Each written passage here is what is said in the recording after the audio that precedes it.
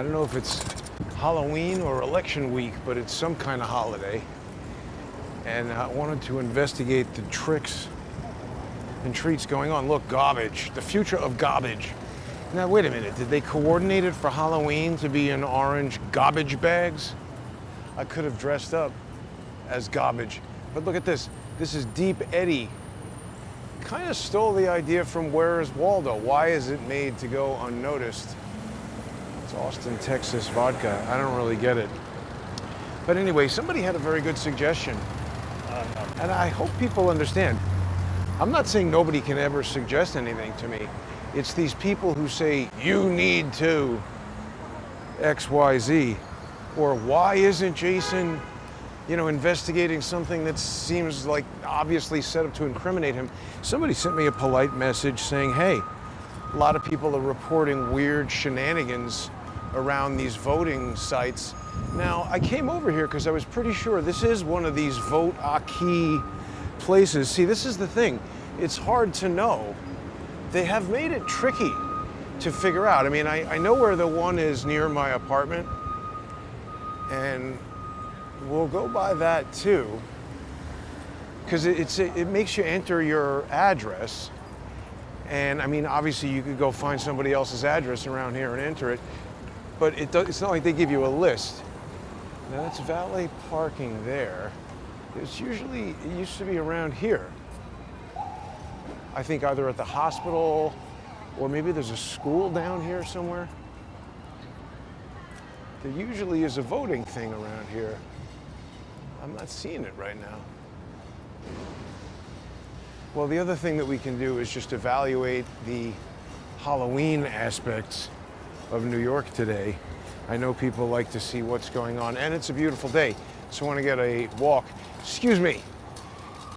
Do you know where there's a voting thing around here? Huh? Is there a voting station around here for early voting? Usually there is voting here, right? At the hospital? I'm not too sure. Maybe it's with the church, I think, right? The church, maybe. Church, maybe. I know it's schools too, but I'm not too sure. Do you know where there's one around here for voting? Nah. All right, thanks. All right, so maybe I'm misremembering that, but I thought there usually is a place to vote a key, but I'm wrong. So we'll go back up by, there's one on 28th Street. I looked that up, but it's not like they give you a website where there's a list of all of them. You'd have to get involved in some hunting around. But this person said, hey, there's a lot of shenanigans. Are there any early voting places around you, and have you noticed anything weird? And I said, that's a good point. I don't know. And it is, we've been having, can you have an Indian autumn? If you have an Indian summer, I could have worn shorts today. It's like 75. It's beautiful, look at that. Not a atmospheric aerosolized injection in sight. Oh, maybe that is.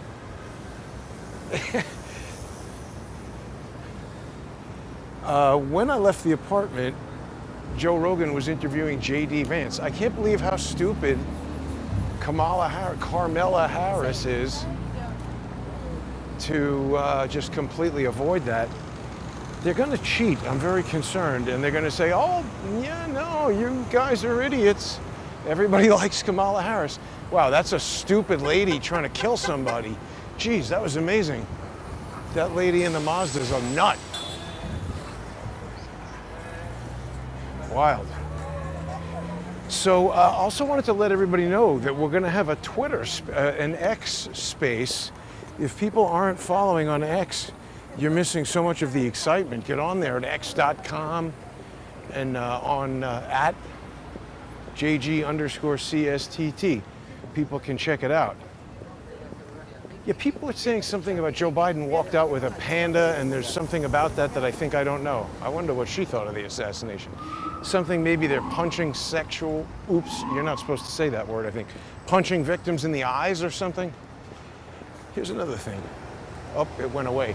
They were advertising some Batman video game on the Mark Zuckerberg virtual reality headset, which seems to be slamming Apple on their virtual reality headset. I don't know how many people want that. But I am quite concerned that there's going to be cheating there on election day.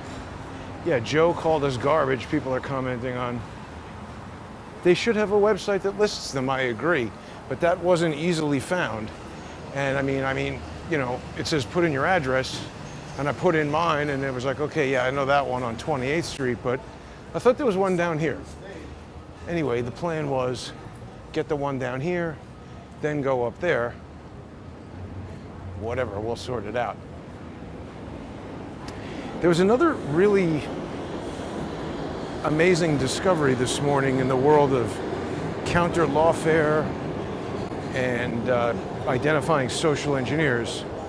So yeah, sorry, that Twitter space, X space, 3 o'clock, right after this, John Cullen, Ian Carroll, discussing the Las Vegas shooting. John is saying, hey, we should reopen this investigation with the FBI because Stephen Paddock was dead before anybody at the concert was even shot, and he's got compelling evidence.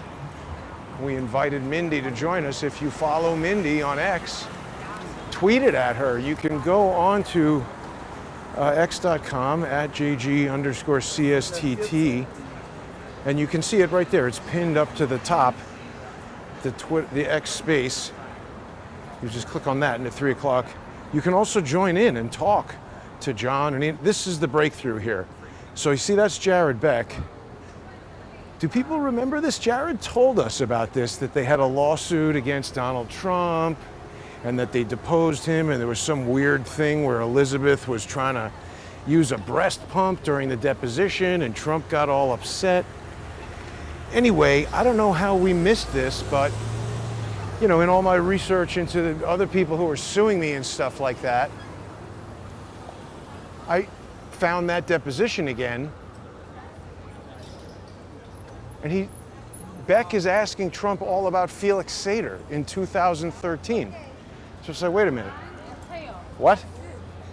He's asking him about Felix Sater. And in 2013, Trump says he doesn't really know him that well. He could walk into the room right here and I wouldn't even recognize the guy. He's mostly dealing with my company. Beck is asking him how frequently he's spoken to him, et cetera, et cetera. And Trump says he really just doesn't know the guy. He's heard the name and he's aware that he's working on deals. Then they interview somebody else from the Trump organization. Well, here, let me play this for you. I have an excerpt from it. About how many times have you conversed with Mr. Sater? Over the years? Over the years, if you could estimate. Not many. Not many. If he were sitting in the room right now, I really wouldn't know what he looked like. Okay.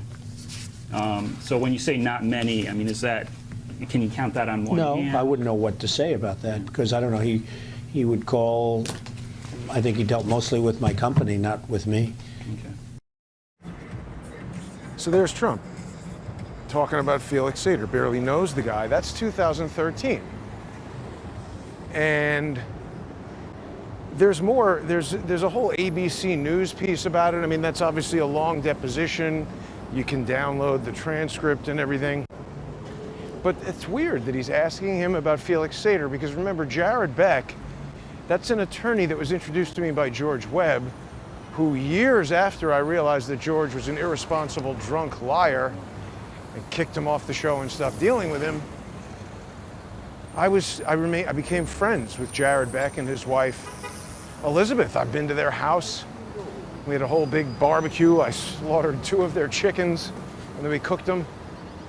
They've been to my parents' house for a barbecue in Florida. They live in Florida. I thought I was friends with them.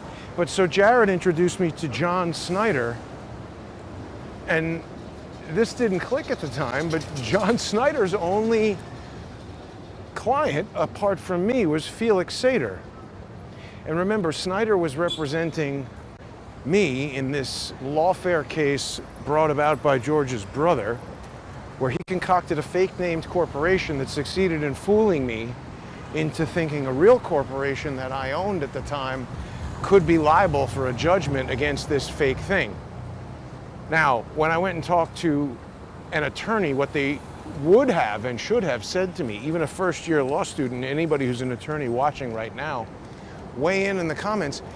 Any attorney with a portion of a brain cell would have said, well, have you been served with this lawsuit yet? No. Oh, well, then don't do anything. Call me back when you get served. See, because the issue is that fake entity, I have now learned, cannot be served because it doesn't have an office, it isn't a person, it never existed, and it's not a real legal entity, so it can't be sued, except that I was tricked into getting into the lawsuit by Snyder. And I think there was some protect Felix Sater going on, because remember, the judge in that case, Valerie Caproni, she was the FBI general counsel from 2003 to 2011, and prior to that, she was the assistant U.S. attorney in the Eastern District of New York, where Felix Sater signed a cooperation agreement that led to a 25-year, Trump even refers to it, that he was some kind of witness for the government. It was revealed in 2019 in a FOIA put out by The Intercept that Felix Sater signed a cooperation agreement with Andrew Weissman, who took over for Valerie Caproni as the head of the Organized Crime Division in the Eastern Division of New York. 2 months after Caproni left, that deal got signed, and Felix Sater personally confirmed to me that he interacted with Caproni. He was aware of her, she was aware of the deal, she's aware of him. There's obviously, during the transition, you know, that period where Weiss, what they did on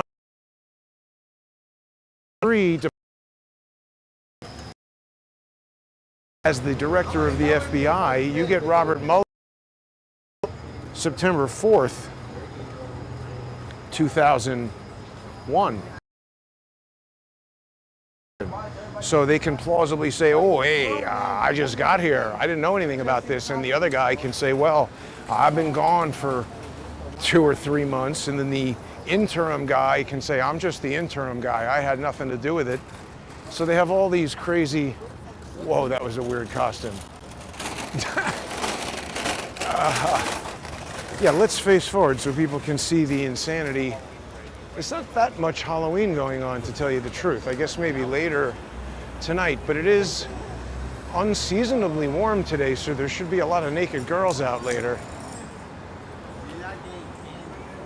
It looks like these people hit up the crumble place, maybe, waiting in line. It looked like a cupcake, though. I thought they're selling cookies.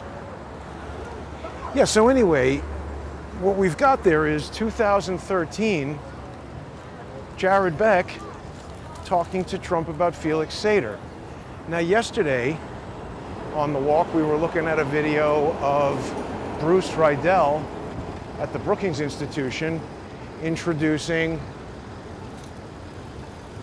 General Flynn to talk about the same thing that upsets Valerie Caproni, all this technology that's causing the FBI to go dark. Uh-oh, this guy's about to have a little thing there.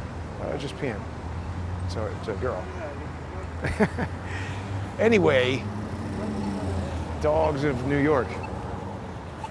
We were just watching that video where, oh, is that Elon Musk? We were just watching that video where General Flynn goes to the Brookings Institution, and it's broadcast on the Lawfare podcast, of course, operated by Benjamin Wittes. All of these people work together. Felix Sater, you know, he's trying to get Trump to Moscow for a media event for this Trump Tower Moscow real estate investor party or whatever he's trying to put together. I allege that trip would have been used to photograph Trump entering a hotel, interview some dumb prostitute and get her to say, yeah, I pissed on the bed for Trump. Then play that evidence. Here's a weed store that is upset that they got closed. NYPD is corrupt. Adams regime corrupt. NYPD is corrupt. Yeah, I mean, it's true. Oh, look, this is the summons for weed and the hearing date. Well, they just decided, I think yesterday or the day before, that it was unconstitutional to do that. But the bigger deal is they stole the money. They just closed those places and kept their money. It's kind of wild. It's literally like gang versus gang.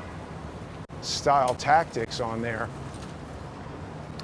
But let's just stay on this whole thing. I mean, 2013, we've got General Flynn going to the Brookings Institution and through the Lawfare podcast telling everybody how he's talking about cybersecurity and the need for more undercover operatives and more people in the field, more cybersecurity, all the kind of stuff that subsequently happened with the FBI and everybody taking over, infiltrating Twitter, taking over Facebook. I mean, that's what he's talking about.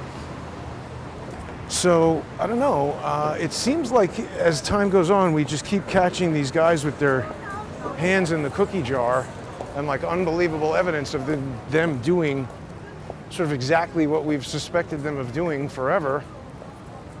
And then, like, see this incident with Jack Posobiec the other day. People are now sending me pictures of Jack, you know, with his hand inside his jacket, making different Masonic sort of steganographic messaging gestures.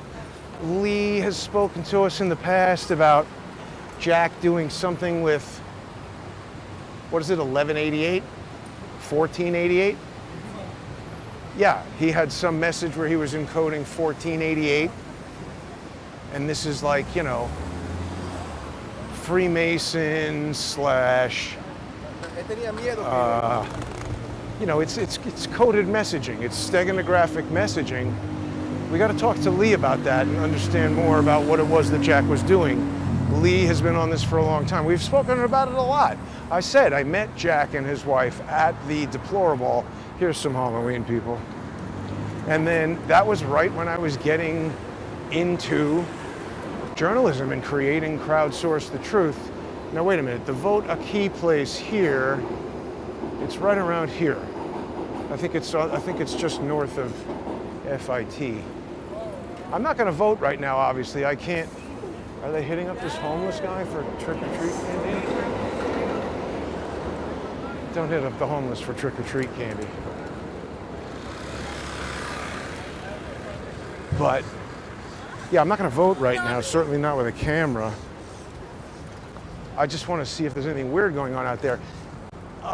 So anyway, if you look at this tweet about me encountering Jack over here on 8th Avenue the other day, just look at the activity around it, people who are commenting and whatnot.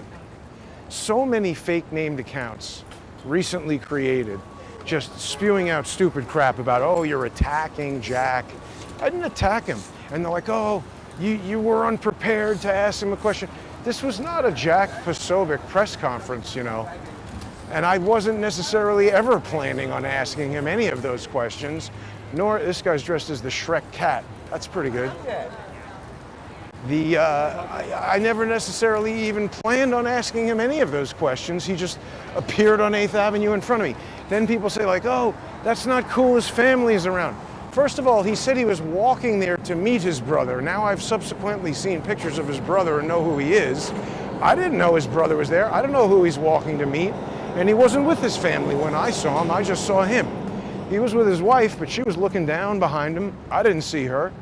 Didn't engage her in conversation. And sensible people, even if you don't know me, don't know Jack, have no particular bias in the case, they see that and they can tell he's acting crazy. Yeah, it's 80 right now. It feels like summer.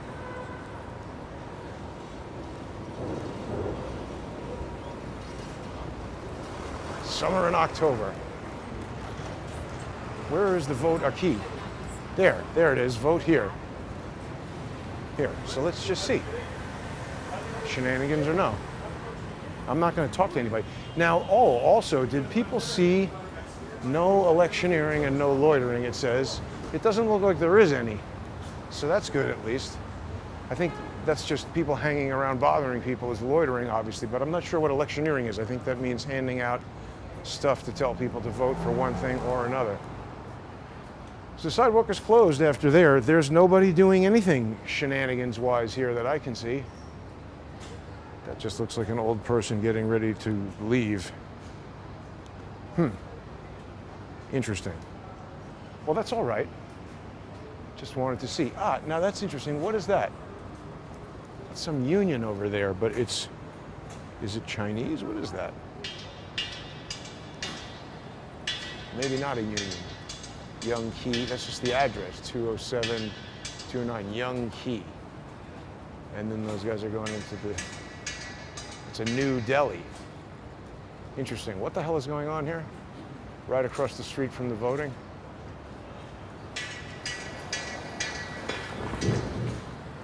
How do I always manage to step in it?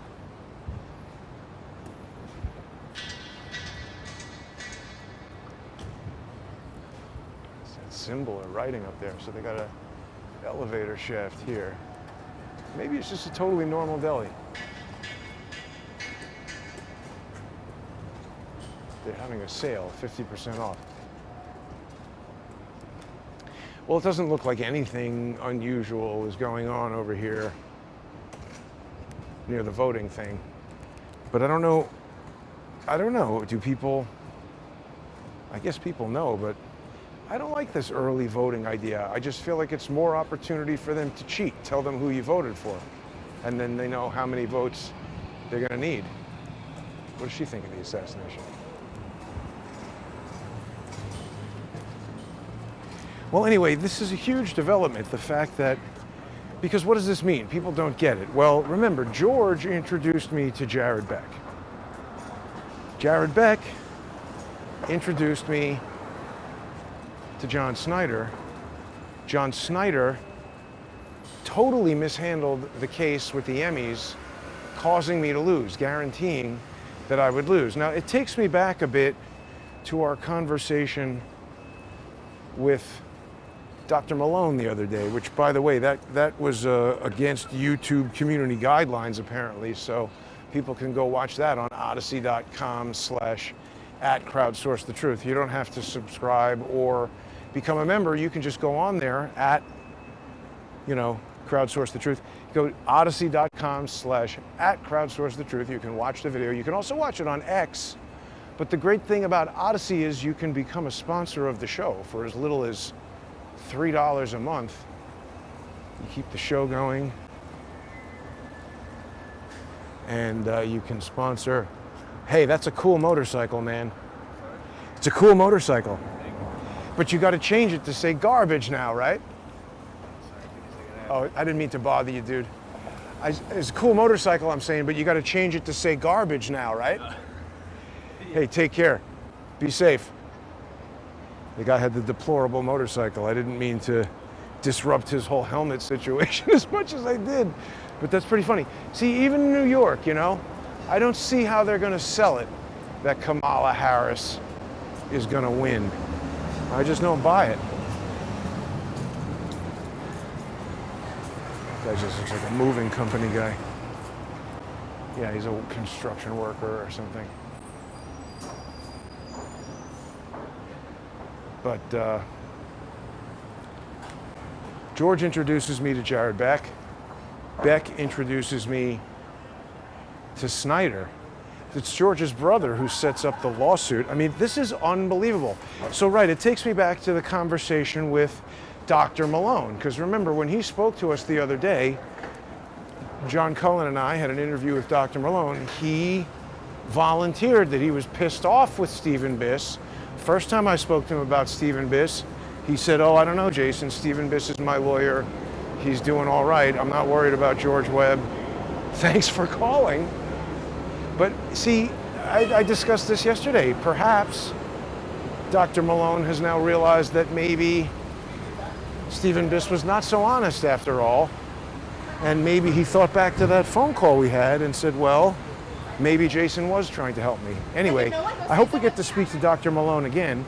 I spoke yesterday about this whole dust-up with Dr. Ruby, and that's what got me... Can you do me a favor and not ride that on the sidewalk, please? It's discourteous, it's illegal, it's dangerous, you little fuck!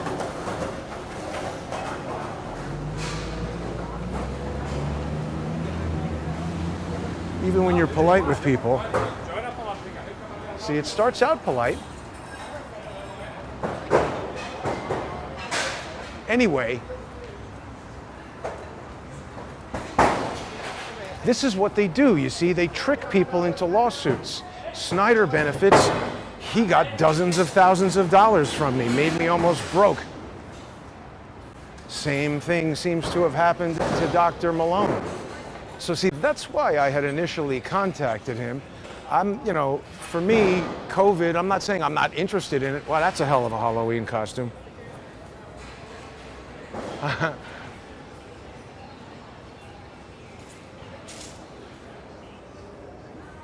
But why is the dude hanging like he's got this big Halloween costume and he's just like tucked in there? Go flaunt it, huh? Yeah. You got the gear. I don't understand. The point I'm getting at is this is obviously a lawfare crew. Felix Sater, remember when, General Flynn freaked out when I was asking Andrew Weissman about Felix Sater. Do people remember this? Okay, it's your time to ask us questions, and let me just remind you to go to the microphone so everyone can hear you. Yes? First, I want to thank the panel for allowing us all to sit in on this very interesting podcast conversation. I have a question for Professor Weissman. Democrats in Congress, specifically John Conyers, admonished your predecessor at the FBI. John Conyers said she broke the law with the national security letters, violating the Fourth Amendment. Can you tell us, did the members of the House Permanent Select Committee on Intelligence know of your secret 25-year relationship with the intelligence asset Felix Sater when he testified in 2017? So I don't know Felix Sater. Really? You signed an agreement with him in 1998 and another one in 2017. It was released in 2019 by The Intercept. Why are you lying to these NYU students, Professor Weissman? Okay, well, I don't know Felix You Sater. personally recommended to Robert Mueller. You said in your book Sir, that he's you answered your personally. question. You said he lied. He said he doesn't know Felix Sater. Read the book He's that this answered your man question, wrote. so I'm gonna ask you He to sit said that he told Robert Mueller to bring in Felix Sater. Felix Sater is the Russian developer of Trump Tower Moscow. I think you planted an intelligence asset to testify against the rightly elected 45th President of the United States. You, sir, are a fraud. You should be in jail, Andrew Weissman. I'm an alumni. Next question. Ask him questions about this, students. This is what we need to know about. Disgraceful. Next so I question. also want to thank the panel. Moving on. The risk of taking questions. You know what? This is a good example of like free speech. That's right. Seriously, people. And just to be clear, this really is a good example of free speech. People should be able to say what they want, Totally. have their views, and they're doing it peacefully. Yep. That's We wouldn't stop all of someone, that. just to be clear, I don't speak for the institution and its policies now, but we wouldn't stop someone like from asking a question. We would draw the line when it starts to disrupt the overall gathering. Right? So when you say a question. Yeah, I mean, of course, they wouldn't stop a person from asking a question. They just draw the line at answering it truthfully. That would be absurd. Can't do that. But look at how they laugh at freedom of speech. These are not my views. These are facts. He lied and said that he doesn't know Felix Sater when, in fact, he signed 2 agreements with Felix Sater, mentioned him in his book 11 times, brought him in to testify, and it seems like, I don't know, they were almost surveilling Donald Trump. What were they doing with Felix Sater in 2013? This is not as simple as Donald Trump just decided to run for president and they wanted to stop him from being president, so they did the PIS dossier. This was obviously in development long before that. So why is that? You know, I don't think we've ever seen, at least I've never been aware of, a more complicated effort to nail somebody for this long than what they're doing to Trump. Although, I guess maybe me, I'm not as rich as Trump. I mean, mine's only been going on for 8 years. But is this what the FBI does? They just find individuals who are standing in way of their money-stealing plans? Or, I mean, what was Trump doing in 2013 that they wanted Felix Sater on him? Felix Sater has now admitted, it's been admitted, that for 25 years he was DIA. He corrected me and said DIA when I said he was an FBI asset. Felix said, no, he's DIA. He seems to be all of the above, but it's just super interesting that Michael Flynn is the head of the DIA. He's there at the Brookings Institution making all kinds of speeches for the Lawfare podcast about, you know, the need for cyber this and that, right at the same time that Jared Beck is deposing Trump about Felix Sater. And Trump says he doesn't know Felix Sater that well. Somehow Felix Sater gets closer to Trump in the subsequent 3 years, because all this business with Michael Cohen, that's Felix Sater emailing Michael Cohen saying, hey, let's get Trump to Moscow for this tower. Could you get that off the sidewalk, please? Shut the fuck up. Hey, fuck you, asshole! Get your fucking bicycle off the sidewalk! What the fuck, bitch? Fuck off, assaulting motherfucker! You ride a goddamn bicycle on the sidewalk! I don't give a fuck where you're going, you asshole! Back the fuck up, you motherfucker! Racist ass dick. How am I racist? You're breaking the law and assaulting me, you fucking cunt! What's your name, bitch? Go the fuck away from me, you dumb asshole. You just assaulted me! He assaulted me! Don't defend him! He's breaking the law! Riding a bicycle on the sidewalk! Don't let this motherfucker in the store! What's your name, bitch? You're spitting all out of your mouth. You have rabies and shit. You trying to throw shit at me? You fat bitch! You fucking fat bitch! You just throw that at me? The fuck is the matter with you? Fucking bitch!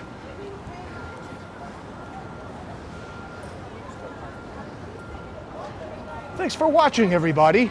What are you laughing at, shithead? Where do you work? You look like you belong in a mental hospital.